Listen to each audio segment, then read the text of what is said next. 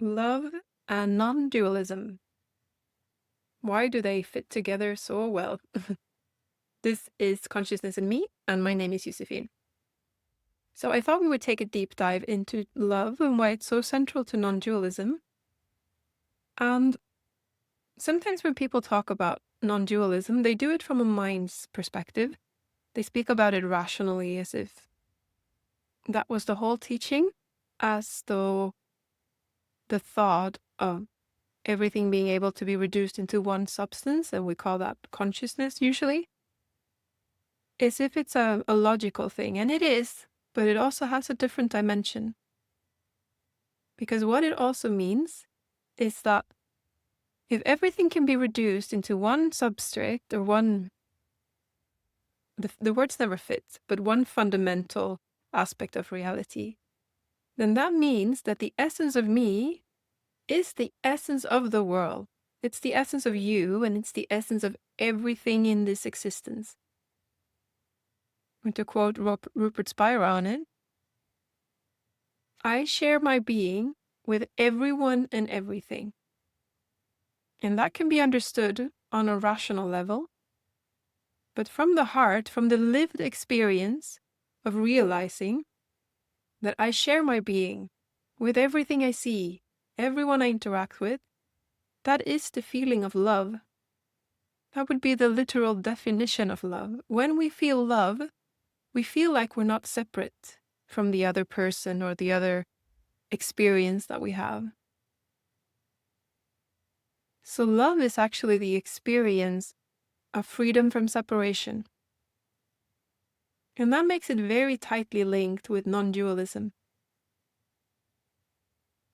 And why do I think that's such an important aspect? Well, basically because if you stay with non-dualism on a rational level, you could interpret it as saying, though, that since we're all made of the same thing, then you don't really exist. What you essentially are can never be destroyed. You are not a separate person. You're not a human being in your essence. So it's not so important if you suffer or not, because there's actually no person there. And that's true in one sense, but that could indicate that it doesn't matter how I treat people. It doesn't matter what I do to the earth. It doesn't matter. Well, nothing basically matter. It becomes very nihilistic in a way. But if you allow it to penetrate all the layers of your being, if you allow your emotions and your heart to actually live the understanding of non-dualism, it becomes the opposite. Because if I feel no separation on a deep level with another person, then I feel love for that person. And when I love someone, I have no agenda of wanting to punish this person or wanting them to suffer, of adding suffer to them. Even though my deeper understanding is that essentially they aren't a person.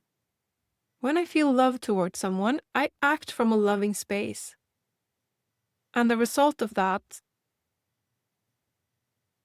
is compassion, is kindness, is putting up fair boundaries.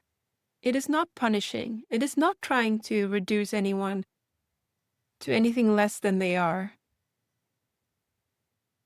So that takes away the nihilism completely, at least from my perspective.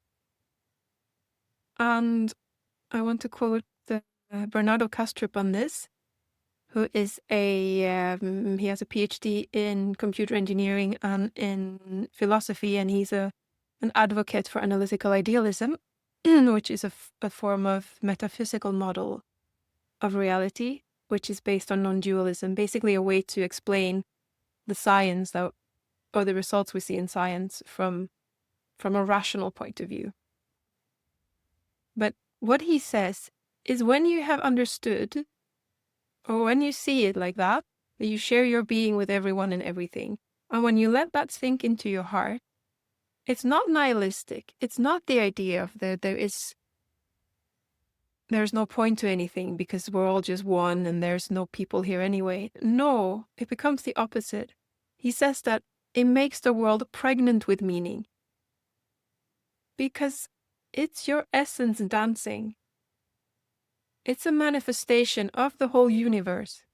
Even half a cup of coffee, half an eaten apple, they're all the manifestation of the one true being that we are all manifestations of. That's the opposite of nihilism. And that's the way it feels from a feeling perspective. So for me, I find it so powerful not to allow non-dualism to only penetrate the mind, because then it's easy to get stuck in a dark place, because then everything becomes meaningless. But once you let it penetrate your heart and your lived experience, it becomes the opposite. Life is pregnant with meaning. But if we're not used to this perspective, it can become a bit scary, because it's very, very intimate to all of a sudden allow yourself to feel love for everyone and to feel love for the whole world. Sitting on a tram and realizing that I actually love everyone on this tram. I watch the trees go by on the outside, and the paper bins, and the broken down car. And it's just such a joy. That's quite a powerful experience, and it becomes very, very intimate. Which is true, because when you feel love, the sense of separation dissolves.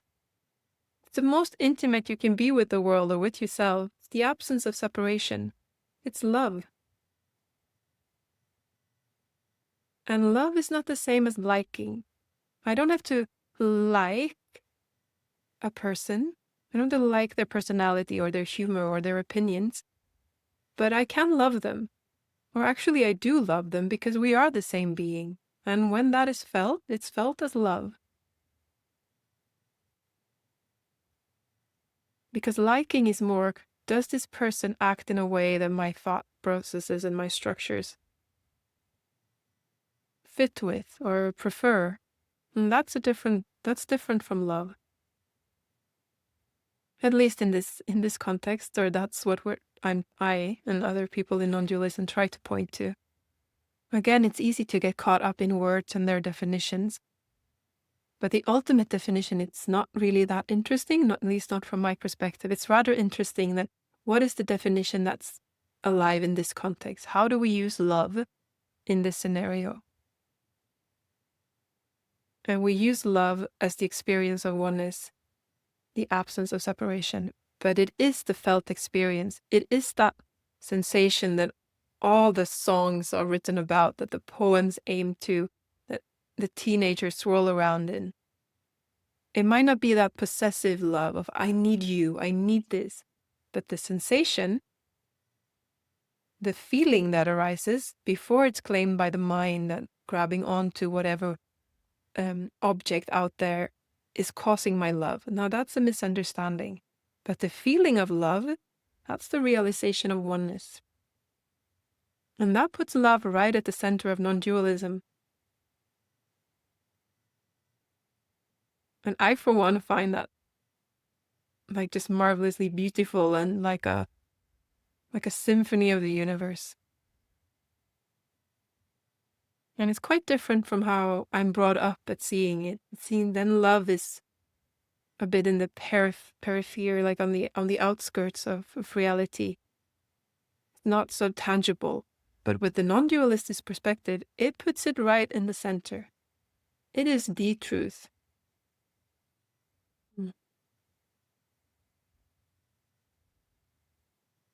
I could go on for this subject for much longer, but I think I'm gonna stop about here. And I'd love to hear your perspective on it. If you have any questions, if this resonates with your experience, yes, please do share. And I hope to see you next time.